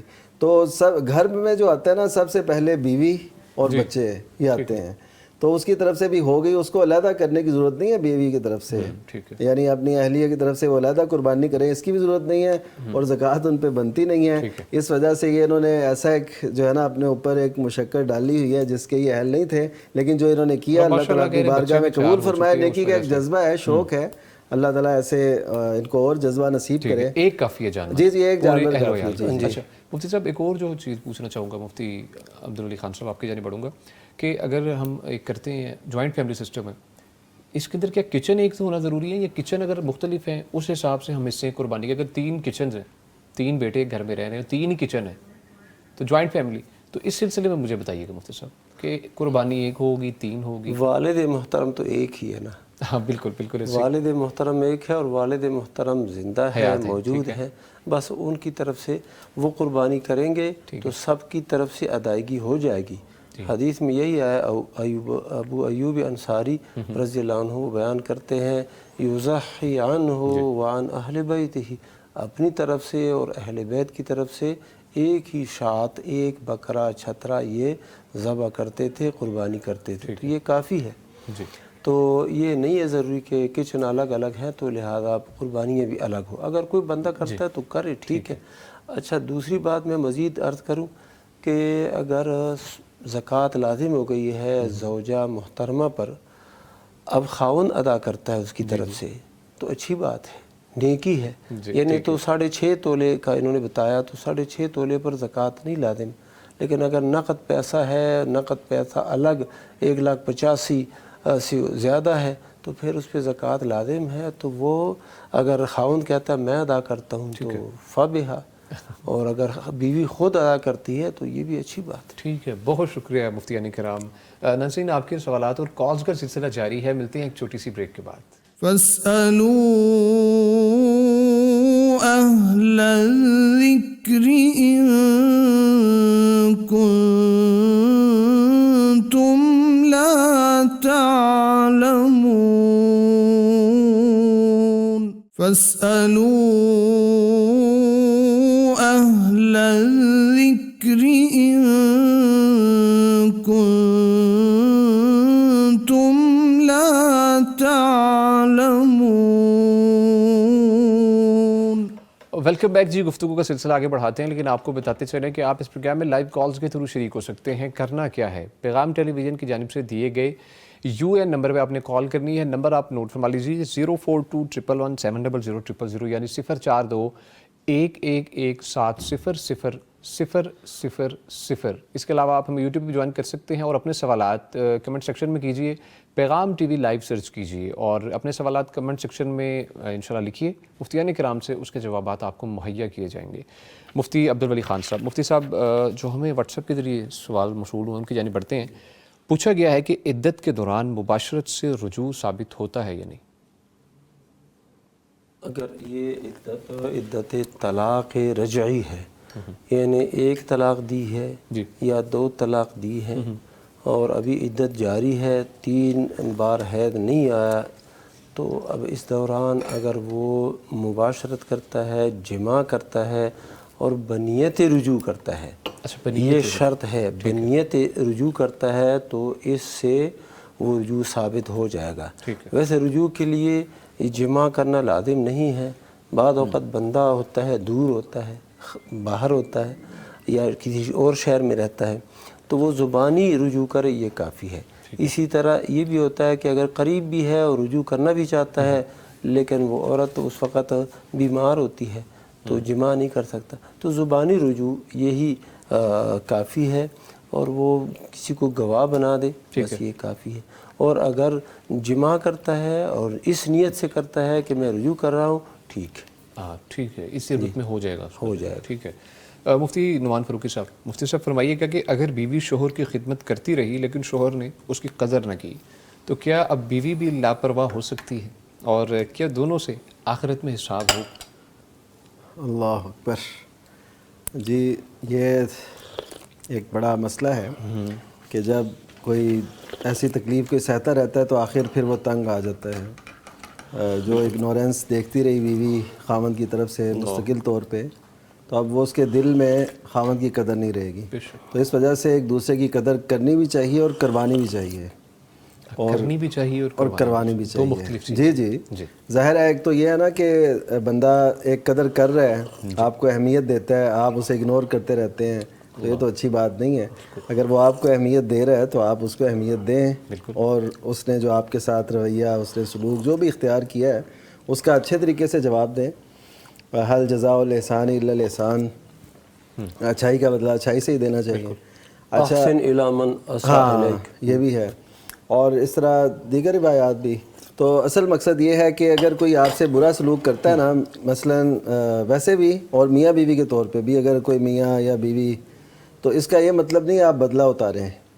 یعنی یہ چاہیے کہ وہ اگر برا سلوک کرتا ہے، قرآن مجید کی روح سے ادفع باللتی ہی احسن، کہ اس طریقے سے جواب دیں تو بہت ہی اچھا ہو، اور اس کو ایسے طریقے سے برائی کو پرے کریں اپنے سے یا دور کریں کہ جو بہت ہی اچھا ہو، تاکہ برائی کا جواب اچھائی سے دیں. بالکل ایسے. اور جو برا سلوک کرے اس سے اچھا سلوک کریں. تو یہ ہے اگر یہ بدلہ لیں گے تو پھر ظاہر ہے برابر ہو گئے نا دونوں. ایک نے پہلے اگنور کیا، اب یہ کریں گی تو کام تو برابر ہو گیا. جی بالکل. تو اس وجہ سے ان کو ایسے نہیں کرنا چاہیے، بلکہ ان سے زیادہ پوچھا جائے گا، کیونکہ اصل تو ان کے ذمہ ہے نا خامن کی اطاعت، فرمانبرداری، ان کی دل جوئی اور ان کو سکون باہم پہنچانا، یہ عورت کی ذمہ داری ہے. تو اگر یہ اس سے سب دوش ہوں گی تو اس کا مطلب یعنی وہ نہیں کریں گی تو اس کا مطلب ہے کہ وہ پھر جواب دہ ہوں گی آخرت میں. خامن سے تو اس بات کا پوچھا جائے گا نا تم نے اپنی بیوی سے اس نے سلوک کیوں نہیں کیا, کیوں اس کو اہمیت نہیں دی, تو ان سے تو یہ پوچھا جائے گا تم نے حق کیوں نہیں ادا کیا جو تم پہ لازم تھا. تو اس کا حق تو خامند کے اوپر بھی حق زوجیت کے طور پہ نہیں ہوتا کہ اس کی حسن سلوک اس سے بھی اسی طریقے سے کرنا جس طرح وَلَهُنَّ مِثْلُ الَّذِي عَلَيْهِنَّ بِالْمَعْرُوفِ. عورتوں کے لیے بھی وہی حقوق ہیں جو ان کے ذمہ خاوندوں کے ہیں. یعنی میں کہنا یہ چاہ رہا ہوں کہ عورت کے ذمہ جو حقوق ہے نا وہ ہیں اور نوعیت کے. خاوند کے ذمہ ہے نا اس نے پلانا ہے, اسے کھلانا ہے, لباس کا اہتمام کرنا ہے, رہائش دینی ہے, اس کو اس کا جو حق ہے وہ دینا ہے. تو اس کے ذمہ ہے اس کی فرما برداری, اس کا گھر کے کام کاج اور کپڑے اور یہ وہ سارے اس سے مہیا کر کے اسے دینے ہیں. اب یہ ذمہ داریاں اس کی ذرا اور نوعیت کی ہے نا, اس حوالے سے میں کہہ رہا ہوں. کپڑے بھی یہ اس کے ذمہ میں آتے ہیں. نہیں, کپڑے سے مراد یہ ہے کپڑے تیار کر کے استری کر کے دینا, یہ لا کے نہیں دینا. کپڑے وغیرہ اس کو مہیا تیار کر کے دینا, استری کر کے دھو کے استری کر کے دینا. تو اس طرح وہ جو ہے نا اگر یہ وہ نہیں کرے گی اس سے حسن سلوک, تو ظاہر ہے اس کا جواب ذرا زیادہ بن جائے گا خامند کی نسبت. تو اس وجہ سے حسن سلوک دونوں طرف سے ہونا چاہیے, اور کوئی بھی خامند اپنی بیوی کو اس طریقے سے نہ کرے کہ وہ بالکل اس کو سال ہر سال اگنور کرتا رہے. اس طرح تو عورتوں کے دل سے اپنے خامند کی وہ قدر وہ رہے گی نہیں بالکل, اور پھر خامند ترستا رہے گا. اسی وجہ سے غالباً پھر ایسے بھی ہوتا ہے نا کہ خامند پھر آخری عمر میں ترستے رہتے ہیں کہ ہماری اولاد یا بیوی ہماری طرف توجہ کرے, وہ پھر نہیں کرتے, پھر وہ علیحدہ تنہائی کا شکار ہوتا ہے. پھر وہ تو یہ وہی وجوہات ہوتی ہیں جو پیچھے چلی آ رہی ہوتی ہیں. تو طرفین کو ہم کہیں گے کہ وہ معاملے کو اچھے طریقے سے نبھائیں تاکہ زندگی ایک اچھی بن جائے, زندگی بوجھ نہ بنے, اور ازدواجی زندگی جو ہے وہ خوشحال گزرے, نہ ایک بوجھ اٹھائے وہ چلتے پھرتے. ٹھیک ہے, بہت شکریہ مفتی صاحب. کالر ہے ان کی جانب بڑھتے ہیں. جی السلام علیکم. وعلیکم السلام بھائی, کیسے ہیں آپ؟ جی الحمدللہ. راشدہ صاحب ہیں گجرا والا سے. پوچھیے کیا پوچھنا چاہیں گے مفتی صاحب سے. بھائی میں نے مفتی ولی صاحب سے یہ سوال پوچھنا ہے کہ میرے ماں باپ بہت بزرگ ہیں, اچھا, تو میں اپنے گھر میں ہوں, اب میں ان کے لیے یہ دعا کر سکتی ہوں کہ ربی رحمہما کما ربیانی صغیرہ؟ ٹھیک ہے, وہ حیات ہیں. ٹھیک ہے, ٹھیک ہے جی, بہت شکریہ راشدہ صاحبہ, آپ نے کال کی. مفتی عبدالولی خان صاحب فرمائیے. ہاں جی بالکل, یہ دعا یہ ہماری بہن مانگ سکتی ہے اپنے والدین کے لیے, بلکہ یہ ایک نیکی ہے اپنی اولاد کی طرف سے ماں باپ کے لیے کہ وہ یہ دعا مانگے. بلکہ اللہ تعالیٰ نے حکم دیا ہے کہ ایسے کہو رب ارحمہما کما ربیانی صغیرہ. اس کا یہ مطلب ہے کہ اے اللہ میرے والدین پہ رحم فرما, کما ربیانی, اس لیے کہ میرے والدین نے میری تربیت کی, پرورش کی, صغیراً, اس حال میں کہ میں اس وقت صغیر تھا, میں چھوٹا تھا, نابالغ تھا, بچہ تھا, اور وہ میری پرورش کرتے رہے. تو اس وجہ سے اللہ میرے والدین پہ رحم فرما. تو زبردست. یہ تو مفتی صاحب نارمل جو تھنکنگ سمجھی جاتی ہے کہ والدین ایکسپائر ہو جائیں, جب فوت ہو جائیں, اس کے بعد یہ دعا پڑھنی چاہیے. اس کے بارے میں ذرا ڈیفائن کرتے ہیں. زندگی میں اچھے طریقے فوت سے ہونے کا تاکہ میسج نہیں آیا, بلکہ زندگی میں یہ دعا مانگنی چاہیے کہ رب ارحمہما کما ربیانی صغیرہ. نماز میں یا عام دعا میں, نماز کے اندر بھی, نماز سے باہر بھی, ہر وقت. تو یہ والدین کی حق کی ادائیگی کی ایک صورت ہے. ٹھیک ہے جی, بہت شکریہ مفتی صاحب. مفتی نعمان فاروقی صاحب, مفتی صاحب آپ کی جانب پڑھیں گے. پوچھا گیا ہے کہ اگر مسجد میں جماعت فوت ہو جائے تو کیا گھر میں اکیلے نماز ادا کرنا درست ہے؟ جی, کیونکہ مسجد میں جانے کا جو کہا گیا, جو اس کا اتنا ثواب رکھا گیا, 27 نمازوں کا ثواب, اور اسی طرح قدم اٹھنے پہ جو ثواب لکھا گیا, بتایا گیا, اور قرآن مجید میں جس کا تذکرہ ہے, یہ سب اس صورت میں ہے جب جماعت مل رہی ہو. ٹھیک ہے, اولین تو یہ ہے. دوسری صورت یہ ہے کہ بندہ اگر جماعت نکل بھی رہی ہے تو مسجد میں جانے کی کوشش کرے, کیونکہ نبی صلی اللہ علیہ وسلم کے ارشاد کے مطابق سنن نسائی ابو داؤد کی روایت ہے کہ جو مسجد جاتا ہے اور وہ دیکھتا ہے کہ نماز ہو گئی ہے تو اللہ تعالیٰ اس کے کھاتے میں وہی ثواب لکھ دیتا ہے. تو اس کی روح سے بھی کوشش کرنی چاہیے کہ مسجد ہی جائیں. ٹھیک ہے. تیسری صورت یہ ہے کہ بالکل ہی نماز کا ٹائم چلا گیا ہے اور اب کوئی امکان نہیں ادھر جماعت ملے گی, پھر بھی اگر وہ یہ نیت رکھ لے کہ میں مسجد جاؤں گا, ہو سکتا ہے کوئی اور نمازی مل جائے, اور کم از کم یہ مسجد میں چلنے کا جو ثواب ہے, مسجد کی طرف چل کے جانے کا, یہ تو کہیں نہیں نہ گیا.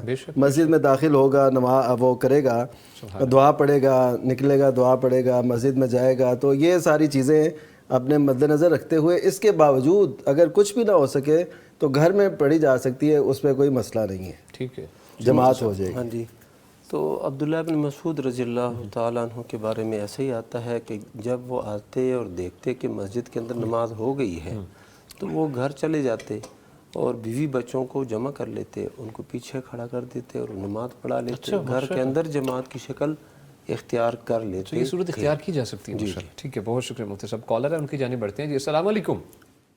وعلیکم السلام ورحمۃ اللہ وبرکاتہ۔ جی پوچھیے، کیا پوچھنا چاہیں گے مفتی صاحب سے؟ مفتی صاحب سب کو سلام میری طرف۔ السلام علیکم۔ میں پوچھنا چاہتی ہوں کہ جب فوت ہو جاتے ہیں رشتے، آمد ہوا، بھائی ہوا، جب باپ ماں، ان کے لیے قربانی دے سکتے ہیں؟ اچھا جی، ٹھیک ہے، بہت شکریہ کال کرنے کے لیے مفتی عبدالولی خان صاحب۔ ان کے لیے جو اللہ کے نبی صلی اللہ علیہ وسلم سے طریقہ ثابت ہے وہ یہ ہے کہ والدین ہیں یا جو بھی فوت ہو چکے ہیں اقارب میں سے، ان کے لیے دعا مانگو۔ اولد صالح یدعو لہ، دعا کا بہت زیادہ فائدہ ہوتا ہے۔ اسی طرح اپنے والدین کے لیے مغفرت طلب کرو۔ جنت میں ایک بندے کا درجہ بلند ہو جائے گا تو وہ پوچھے گا اے اللہ یہ درجہ کیسے میرا بلند ہو گیا ہے؟ تو اللہ تعالیٰ جواب میں کہے گا فرشتے کے ذریعے سے کہ باستغفار ولدک لک، تیری اولاد نے تیرے لیے استغفار مانگی ہے تو اس لیے تیرا درجہ بلند ہو گیا ہے، تو دعا ہے۔ اسی طرح عام صدقہ خیرات، کوئی کنواں کھودا، پانی کا نلکا لگایا، کسی جگہ میں نا غریبوں فقیروں کے لیے کوئی راستہ بنایا، مسجد، کوئی ہسپتال وغیرہ، ایسی چیزیں۔ یہ جو قربانی کرنا ہے نا، قربانی کرنے کی کوئی واضح ثبوت یا دلیل آئی نہیں ہے۔ جو ایک آئی ہے اس کے اندر کمزوری ہے، ضعف ہے، لہذا قربانی کی طرف بندہ نہ جائے، تو جو چیزیں ثابت ہیں اس طریقے سے اپنے والدین کے لیے وہ ثواب کا۔ ہاں جی جی ٹھیک ہے مفتی صاحب، وہ تختیاں لگوانا ضروری تو نہیں؟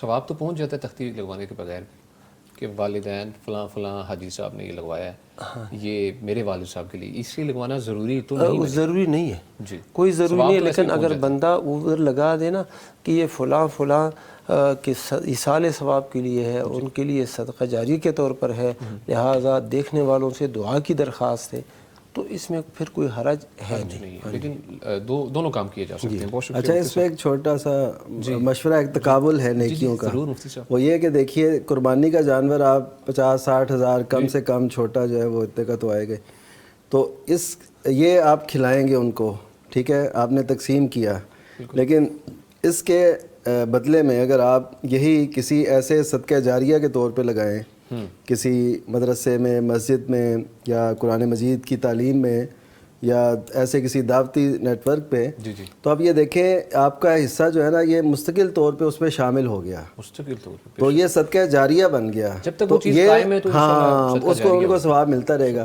اب یہ دیکھیے وہ بے شک ایک اینٹ ہی کیوں نہ ہو، اس حدیث مبارکہ میں جس میں آپ صلی اللہ علیہ وسلم نے فرمایا کہ کوئی چڑیا کے گھونسلے جتنا بھی گھر بناتا ہے نا تو اس کو بھی اللہ تعالیٰ اس کو اللہ کا گھر بناتا ہے، تو اللہ تعالیٰ اس کے لیے جنت میں گھر بنائے گا۔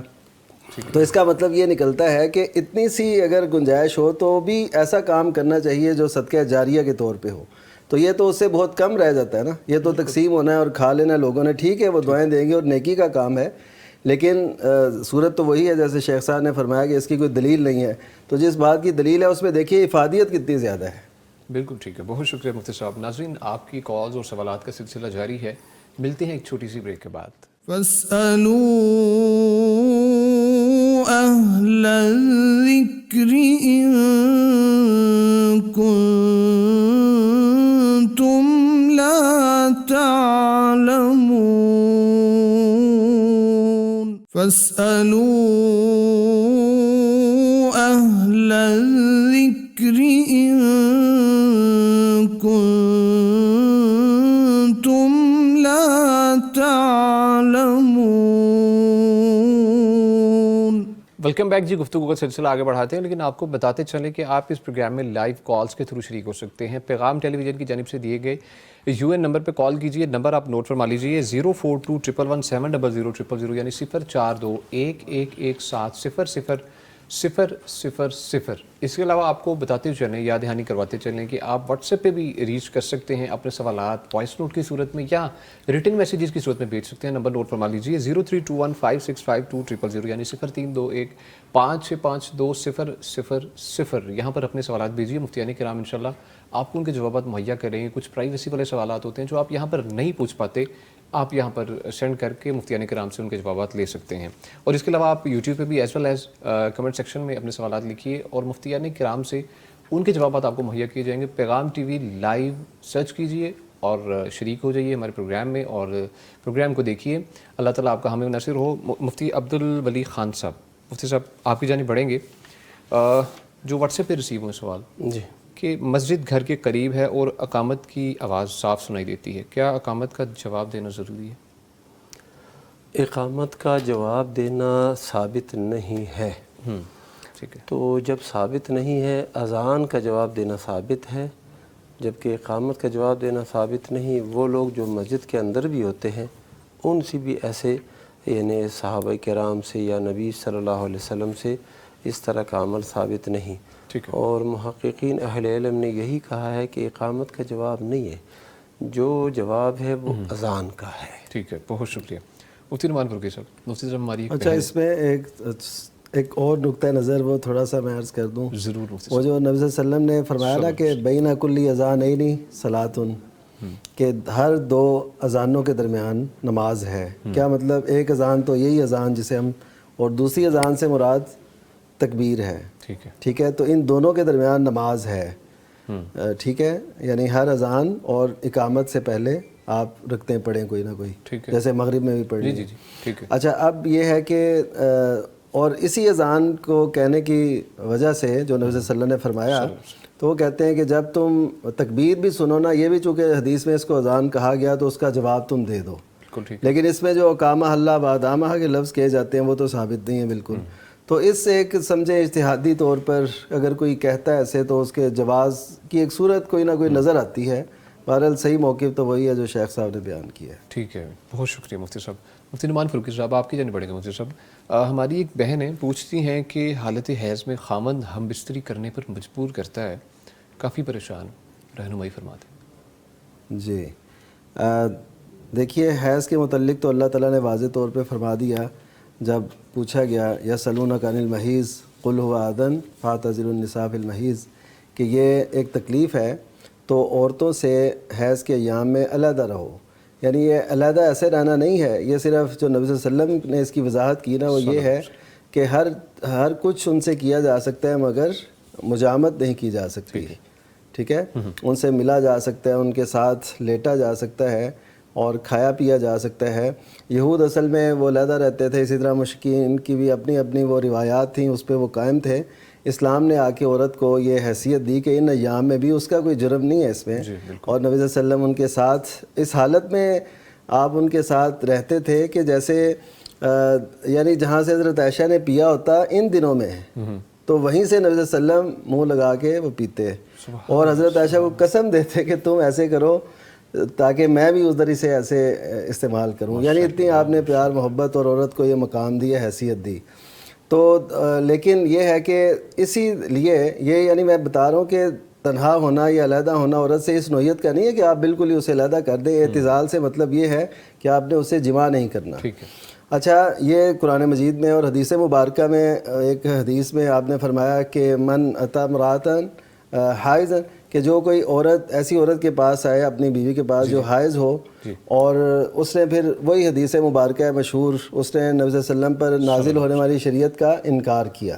اچھا جی یہ بھی ہے، اور اس کے ساتھ ساتھ ایک حدیث میں یہ بھی ہے کہ جو کوئی حیض کے ایام میں یعنی مخصوص ایام میں اپنی بیوی کے پاس آتا ہے تو اسے چاہیے کہ فلیتصدق دینارا، ٹھیک ہے، بیوی کے پاس آنے سے مطلب یعنی اسے جماع ہے، جی اسے جماع کرے تو وہ پھر 1 دینار صدقہ دے، اور 1 دینار آج کا نہیں، کویتی دینار نہیں، جو نبی صلی اللہ علیہ وسلم کے دور میں دینار کی قیمت تھی نا وہ دینی ہے، اور وہ تقریباً 4.25 وہ بنتا ہے گرام، 4.25 گرام سونا بنتا ہے؟ جی جی سونا، اتنا سونا وہ دے، یا پھر نصف نصف دینار کا جو محدثین نے اس کی وضاحت کی ہے وہ یہ ہے کہ اگر شروع کے ایام میں کرے تو دینار، اگر آخری ایام میں کرے تو پھر نصف دینار، کیونکہ شروع میں زیادہ نقصان کا اندیشہ ہوتا ہے تو اس وجہ سے وہ دینار کا کہا گیا اور اس طرح نصف دینار۔ اگرچہ یہ علامہ البانی نے اس روایت کو صحیح قرار دیا، کئی محققین اسے بھی یعنی صحیح نہیں جانتے، لیکن مجموعی طور پر جو قرآن و حدیث کے دلائل ہم دیکھیں تو اس میں یہ بات بہرحال ضرور ہے کہ مجامت سے منع ہے، باقی ان کے ساتھ رہن سہن وہ اچھے طریقے سے حسن سلوک سے رکھا جا سکتا ہے۔ اسی حوالے سے ایک اور روایت بھی ہے کہ حضرت عباد بن بشر، جب یہودیوں نے کہا نا کہ ہم یہ جو ہیں ہر کام میں ہماری مخالفت کرتے ہیں، تو تب ان صحابہ نے نا حضرت عباد بن بشر اور ان کے ساتھ ایک اور صحابی تھے، انہوں نے کہا کہ کیا ہم ان ایام میں ان سے مجامت ہی نہ کر لیا کریں؟ تو اس بات سے یعنی اتنی مخالفت کریں کہ وہ علیحدہ رہتے ہیں اور ہم مجامت کریں، یعنی ان کے بالکل اپوزٹ۔ تو نبی صلی اللہ علیہ وسلم کو اس بات سے نا غصہ آیا، تو وہ یہ دونوں پھر صحابہ کرام نہ چلے گئے کہ اب نبی صلی اللہ علیہ وسلم ہمیں کچھ کہیں نا، تو پھر نبی صلی اللہ علیہ وسلم نے بھی دیکھ لیا کہ مجھ سے ایسے چلے گئے ہیں، تو پھر آپ کی خدمت میں دودھ پیش کیا گیا، تو پھر آپ صلی اللہ علیہ وسلم نے ان کو بلایا اور وہ دودھ ان کو پیش کر دیا تاکہ ان کو جو محسوس ہوا ہے وہ ختم ہو جائے۔ تو مطلب یہ ہے کہ مخالفت ایسے نہیں کرنی کہ بندہ ضد میں آگے ایسے کام شروع کر دے۔ قرآن و سنت کے دلائل دیکھیں، اگر وہ حدیث نہ بھی صحیح مانیں ہم دینار یا نصف دینار خرچ کرنے والی، بہرحال یہ ہر طرح سے ناجائز اور حرام ہے، اس سے کلی طور پہ بچنا ہے۔ ٹھیک ہے جی مفتی جی یہی مسئلہ ہے کہ حیض کی حالت میں اللہ سبحانہ و تعالیٰ نے قرآن مجید کے اندر منع فرما دیا ہے۔ اچھا یسألونک عن المحیض قل هو اذن فاعتزلوا النساء فی المحیض، قریب نہیں جانا ہے۔ اچھا پھر یہ ہے کہ فاذا تطہرن، جب وہ خوب پاک ہو جائیں، غسل کر لیں، فأتوہن من حیث امرکم اللہ، پھر ان کے پاس آؤ وہاں سے جہاں سے اللہ نے تمہیں حکم دیا ہے۔ تو حیض کی حالت میں یہ بیوی کے ساتھ ایسے جماع کرنا گناہ کبیرہ ہے، قرآن مجید کی مخالفت ہے، بہت بہت شدید وہ ہے کہ اب اللہ نے منع کر دیا، پھر ایک بندہ جا رہا ہے اور اس طرح کی یعنی اللہ کی نافرمانی کر رہا ہے۔ اور اللہ کے نبی صلی اللہ علیہ وسلم نے یہ بتا دیا ہے کہ اصنعوا کل شیء الا النکاح، بیوی کے ساتھ سب کچھ کر سکتے ہو، اس کے ساتھ بوس و کنار ہے، اٹھنا بیٹھنا ہے، کھانا پینا ہے، سب کچھ کر سکتے ہو، لیکن جماع نہیں کر سکتے۔ ام المومنین عائشہ رضی اللہ تعالیٰ عنہ فرماتی ہے کہ جب میں حیض کی حالت میں ہوتی تھی، اللہ کے نبی صلی اللہ علیہ وسلم اہتمام کے ساتھ مجھے یہ فرماتے کہ یہ تہبند باندھ لو، چادر باندھ لو، یعنی جو خاص حصہ ہے جسم کا، عورت کے جسم کا، اس کو چھپانے کا کہتے، پھر وہ لیٹتے بھی، محبت کرتے، اظہار کرتے ایسے۔ اور پھر ساتھ یہ بھی فرماتے کہ تم میں سے کون ہے جو اپنے آپ پہ قابو رکھنے والا ہے، یعنی نبی صلی اللہ علیہ وسلم تو اپنے آپ پہ قابو رکھنے والے تھے، تو اللہ کے احکام کے پابند تھے۔ تو اگر ایک شخص ایسا ہے کہ وہ اپنے آپ پر قابو نہیں رکھ سکتا، حیض کی حالت میں وہ اپنی بیوی کے ساتھ لیٹتا ہے ایک ہی چارپائی ایک ہی بیڈ پہ اور پیار اور بوس و کنار کرتا ہے، ہو سکتا ہے وہ آگے بھی جائے، تو احتیاط کرے، پہلے سے وہ شخص احتیاط کرے۔ ہاں جی، تو یہ تو حرام مطلق ہے، اس کے اندر دوسری بات ہو ہی نہیں سکتی۔ اللہ قرآن مجید نے جب ڈائریکٹلی ہمیں کہہ دیا، اللہ اکبر، اللہ تعالیٰ ہمیں سمجھنے کی توفیق عطا فرمائے۔ مفتی عبدالولی خان صاحب آپ کی جانب بڑھیں گے۔ مفتی صاحب پوچھا گیا ہے کہ جہاں قسطوں پر اشیاء فروخت ہوتی ہیں وہاں کیشیئر کی ملازمت کرنا شرعی اعتبار سے درست ہے؟ یعنی اس کی بنیاد یہ ہے کہ ہمارے اس پوچھنے والے بھائی نے یہ کہا کہ یعنی انہوں نے یہ سمجھا کہ جہاں پر قسطوں کے ساتھ چیزیں فروخت ہوتی ہیں تو یہ قسطوں کے ساتھ چیزیں فروخت کرنا جائز نہیں ہے، یہ سود ہے۔ تو اب ایسی دکان پہ کیشیئر کی ڈیوٹی سر انجام دینا یہ کیسا ہے؟ تو ہم پہلے یہ عرض کر دیں کہ یہ جو اختلاف ہے قسطوں پر چیز کا فروخت کر دینا، یہ ایسا اختلاف نہیں ہے کہ کسی واضح نص کی بنیاد پر یہ اختلاف ہو، بلکہ اجتہادی سے اختلاف ہے۔ بعض اہل علم کا اجتہاد اس طرف گیا ہے کہ قسطوں پر چیز کے اندر قیمت میں کمی بیشی کرنا یہ جائز نہیں ہے، ایک ہی قیمت ہو اور بس، تو وہ ان کا اجتہاد ہے۔ اور دوسرے اہل علم، جمہور اہل علم، وہ یہی کہتے ہیں کہ نہیں جائز ہے۔ ائمہ اربعہ سعودی عرب کے مشائخ، ہمارے بہت سے دیگر یہاں کے مشائخ وہ یہ کہتے ہیں کہ قسطوں پر چیز کا فروخت کرنا اور قیمت نقد اور ادھار میں فرق کرنا جائز ہے۔ اچھا ٹھیک ہاں ہے، جائز ہے۔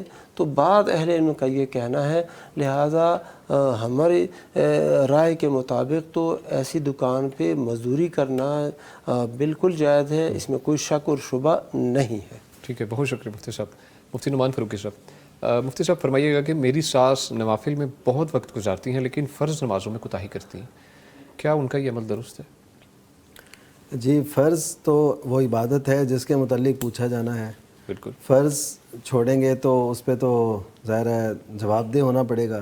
بالکل، نفل نہ بھی بندہ پڑھ سکے تو اس کا جواب تو نہیں دینا ہوگا، لیکن نفل ساتھ ساتھ کرنے چاہیے۔ اسی طرح ہم دیکھتے ہیں شریعت اسلام میں ہر جو فرض ہے اس کے لیے ایک نفل کی صورت بھی رکھی گئی، جیسے فرض نمازیں ہیں تو سنتے بھی رکھی گئی، نفل بھی رکھے گئے، فرض روزے ہیں تو نفل روزے رکھے گئے، زکوٰۃ ہے تو صدقہ خیرات بھی رکھا گیا تاکہ یہ رہے۔ لیکن فرضیت کو ترجیح دیں گے، جو فرض ہے اس کو ہمیشہ ہم نے ترجیح دینی ہے، اس میں کوئی کمی نہ آئے۔ یعنی کوئی بندہ تہجد پڑھتا رہے اور فجر میں سو جائے تو یہ تو کوئی بات نہیں۔ تو اس کا مطلب یہ ہے کہ اسے فجر کا اہتمام ضرور کرنا ہے، اگرچہ تہجد نہ بھی پڑھ سکے، اگر دونوں کرے تو پھر تو بہت اچھی بات ہے۔ لیکن ہمارے معاشرت میں ہوتا ہے اپنی اپنی ترجیحات ہوتی ہیں، کسی کا کسی طرف ذہن گیا ہے نا، اس سے وہ نیکی کرتے جانا ہے اور جو اس پہ فرض ہے اس کو وہ نہیں کر رہا ہوتا۔